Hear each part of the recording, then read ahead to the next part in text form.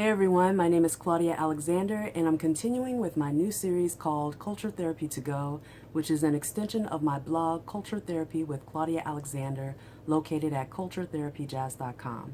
And this week I wanted to share on the topic of moving forward in the face of regret as a creative. And it's, for me, an area that I struggle with greatly.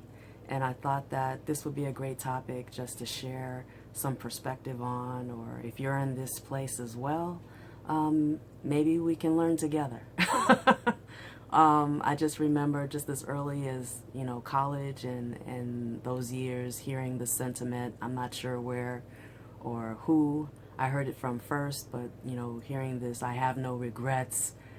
Everything that's happened to me or everything I've done has made me the person I am today. And I've never understood that sentiment. It always sounded foreign to me. Like, what are you talking about?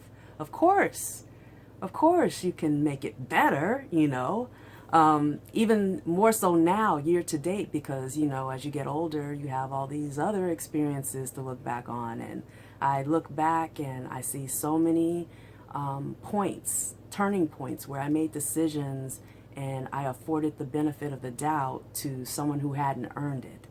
And, at sometimes, when you're younger, you do that, and it's naivete. You get older sometimes, and sometimes people just pull a Mickey on you, and you just are left with the expense of that experience. And just even professionally making decisions, and I wish I had had more information at some points. If I had known this, and this, then I could have made this decision, and I could have had a better outcome with this. And it's just something I've really struggled with at times, and just looking back and having regrets, And it's funny because just as a turning point or a touch point, with this topic, I picked up my Choose Your Own Adventure book, which is a book series from back in the day. I don't know if you're familiar with it, but as a kid, I came across this and I bought it on Amazon just as a keepsake or a nostalgia piece. But you're able to control your own narrative as you, the central character, are reading the book. You can turn to page 88 or you can turn to page 6. And you navigate through the book to find out what happens to you. And it's funny because I found myself starting at the back, trying to pick an ending that I liked, and then reversing it back, trying to make sure that I made the decisions to line up with the ending I wanted. And I was laughing at myself. I had some downtime. You do things for kicks sometimes. But anyway, just with the larger point, I just thought it was a comical thing to share with this subject. But in follow-up, of course, the Apostle Paul gives this great advice, right?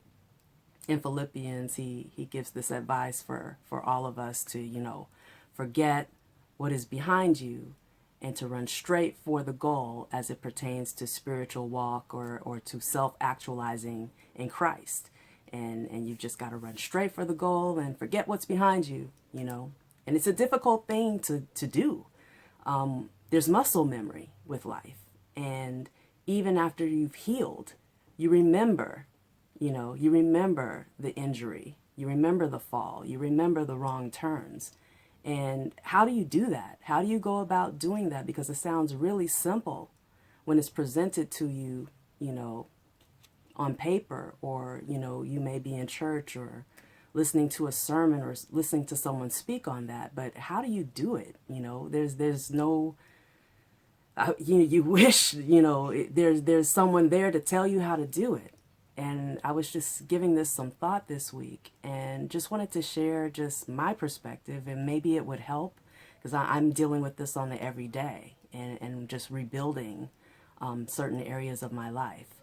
But I think it's best in considering this to just look at, because it's a big undertaking, instead of trying to run straight for the goal, this big thing that's facing you, breaking down life into micro goals, into day by day, and just finding one thing every day that you can be thankful for at those turning points. And even if it comes down to making a list of all those turning points where something went wrong, finding something positive in dodging the bullet.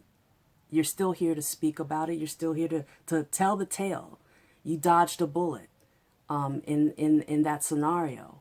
And just being thankful for that. You know, you dodged a bullet and maybe you fell down a flight of stairs and broke your neck, but you got out of ICU and you're here to tell the story. So just being thankful is something that I have to work on in finding something to be thankful for in all those turns that I got something I didn't expect. And then secondly, just making sure that the goal you're running towards is a worthy goal. And just knowing that fame and money and certain elements of this life, you know, they depreciate as soon as you drive it off the lot. So it's a temporary. This life is temporary. And the algorithms on both of those elements change every day, like on Instagram. So just making sure that the goal you're running towards is in alignment with the call to create as given by the Creator with the gifts that He's given you.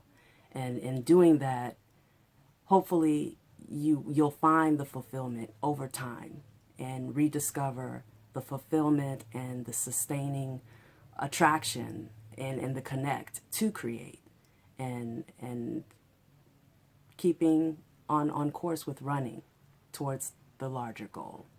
So anyway, I hope that helps.